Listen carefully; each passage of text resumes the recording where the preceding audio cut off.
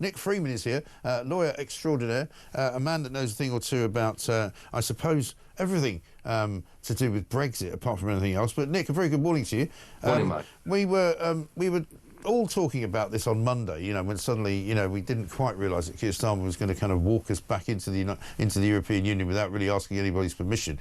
Quite a lot of people feeling quite disquieted about it all, really, because a lot of it seems to be opening a few gateways which could then become even more sort of close relationships in the years to come. And the question really was, you know, we've just seen the Chagos Islands deal being held up by an injunction.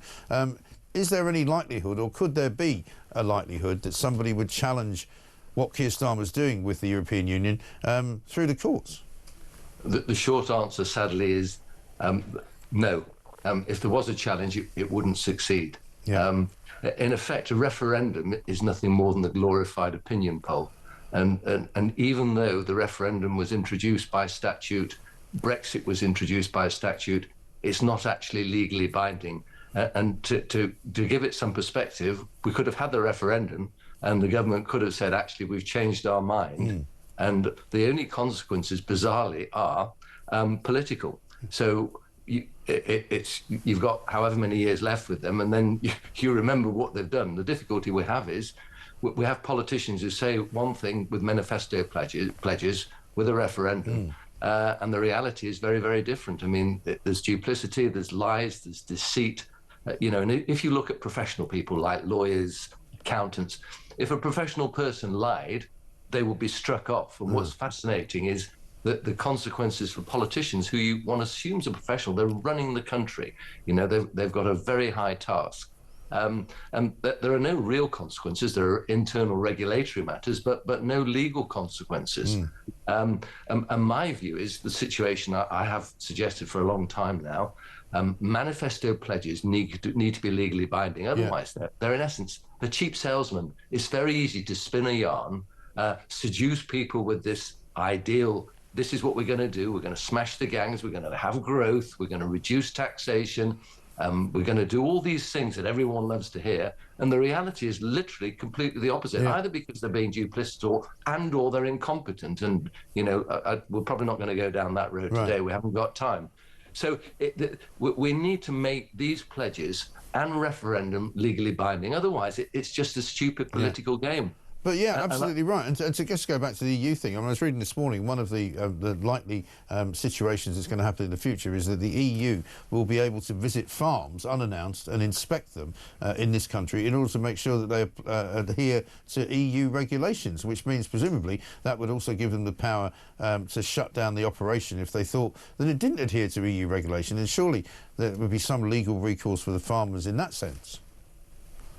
Not if they're not complying with what's proposed by Starmer is that there's a realignment with EU regulations, particularly for agriculture. Yeah. So once we agree to that, then the farmers are stuck with it. And that's it. And yes, they can be closed down. And what would their appeal be? Well, they're governed by EU law. Yeah. It's not our law. And the whole point of Brexit was that people, 17.4 million people, wanted independence, legal independence. We wanted to control our own borders. We wanted to basically be by ourselves, but obviously share other things. And this is being diluted all the time. And it's what you expect, isn't it, when you have a prime minister who, in essence, is a Remainer. And it's not just his fault. Theresa May did a massive amount of damage. Boris Johnson lied to us. So my guess is if you had Brexit again today, it probably wouldn't succeed. And in a way, I'm surprised that Starmer didn't in his manifesto say, I am actually going to have another referendum. And that would have been very interesting. I think people would have respected that. But the problem with politicians is that they're not honest. They don't tell us the truth. They tell us what they think we want to hear, and then they do what they want. And an awful lot of what they say before elections is about sort of defensive, positions, isn't it? Because he wouldn't have wanted to say, we'll definitely take you out of Europe because we want to have another referendum, because then he might have given the Tories something to actually fight for, because they had nothing to fight for. Look, they've had 14 years. I've been a lifelong Tory supporter, and this was the first election. I couldn't bring myself to vote for them because I felt totally betrayed.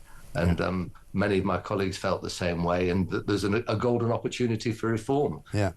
But they need to be different. They need to do as they say, and we need a new type of politics, because otherwise the public is so disenfranchised with politicians now. I mean, you were talking earlier about hating the Prime Minister. This is a language that we're not really familiar with. And it's not how the country should be run, by somebody who the public hates. Yeah. He's there on a massive majority. Why isn't he complying with the will of the people who put him in power? Why isn't he doing what he promised? And one of the reasons is because he has incompetent ministers. None of them have run their own business. You know, you have people like Jonathan Reynolds, who lied for 10 years that he was a solicitor. Yeah. Serious criminal offence, and not even been arrested for it, not been interviewed. Yeah. Rachel Reeves lied. She's the Chancellor.